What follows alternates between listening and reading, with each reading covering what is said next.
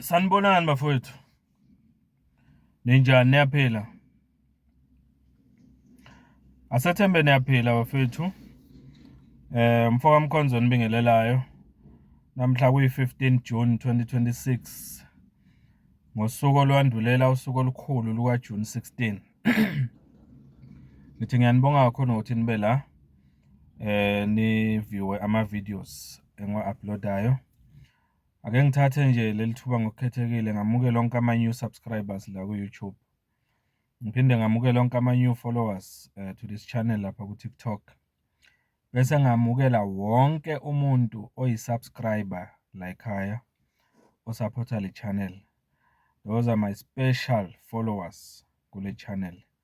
Bese ngimukela nje na wonke-ke umuntu oviewer ama-videos wami noma engaka-subscribe. Bese ngiyamcela ukuthi subscribe please. It's free of charge. Please follow na ku-TikTok, it's free of charge. Siyikhulise le channel iye phambili. Ngiyabonga. Bekunabantu lana abebelokhu bebuza kuma comments ukuthi Mfoka Mkhonza sagcina i-MK Party ngo-2024 ikhala ngokuthi yarojwa kumavoti. Udaba ilise inkantolo and all that. Luhamba kanjani lolo daba? So bengilokhu ngisho ngithi asilindi istatement esizophuma ku-MK Party because lolo daba isalisebenza ngaphakathi udaba lokurojwa kuma-elections ango-2024. Manje-ke bafethu nayi indaba manje.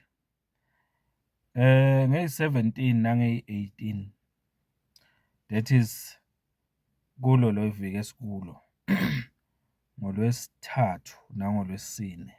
Angithi kusasa yi-16 ngeyi-17 ke that is on Wednesday nange-Thursday. I-MK Party izobe ilapha eJohannesburg High Court. Kuyotholakala ukuthi indaba yama-elections ango-2024 yahamba kanjani. Awubuke na i-post evela kwi-website sorry kwi-Facebook page yomkhonto wesizwe. Awubuke nawo ama-dates before ngiqhubeke. Nawo awabheke.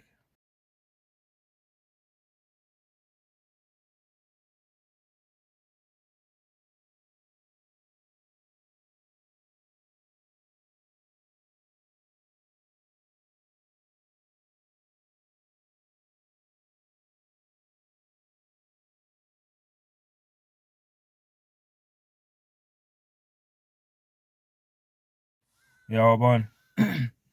So nazi ikhathi zibekiwe lapho 9 ekuseni eJohannesburg High Court. UPresident Zuma uzobe ekhona lapho enkantolo yaseJohannesburg. Kuzobe kuzolalelwa ukuthi izobe ithini inkantolo mayelana nesikhalo se-MK Party ngama results ango-2024 ukuthi ahamba kanjani. So besilindile ke sizwe ukuthi ithini inkantolo. UPresident Zuma after ikhulumile inkantolo uzobe se-addressa wonke abantu abazobe belapho. Uzokhumbula ukuthi ngesikhathi sibheke ku-2024 elections uPresident Zuma ne-MK Party yayilokhu iphuma ingene inkantolo. Imangalelwa o-ANC bangwa amalogo and everything. Yayehla nje inyuke inkantolo. Lokho kwakunika ithuba ukuthi ubuholo obuphezulu be-MK Party bu-addresse abantu abalapho ngaphandle kwenkantolo. Kuyindlela futhi yokuthi MK Party ikhankase. Engathi-ke namanje kuzofana kanjalo ngoba njengoba ngivezile nje la indlela leyo ukuthi i-MK Party ithole uku-addressa abantu ngobuningi enkantolo.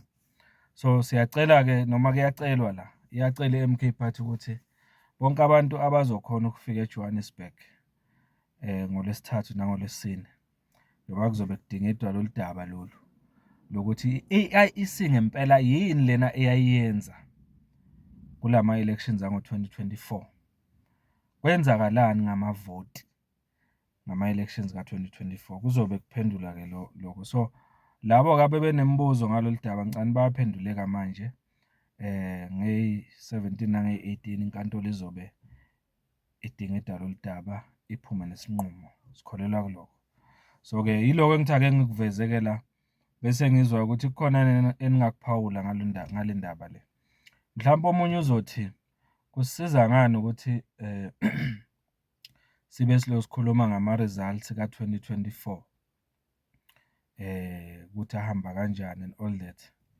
Kusisiza kakhulu ngoba kuzokwenza ukuthi abantu base-South Africa ba-understand ukuthi i-IEC ngempela isebenza kanjani. Okokuqala lo, is it a credible,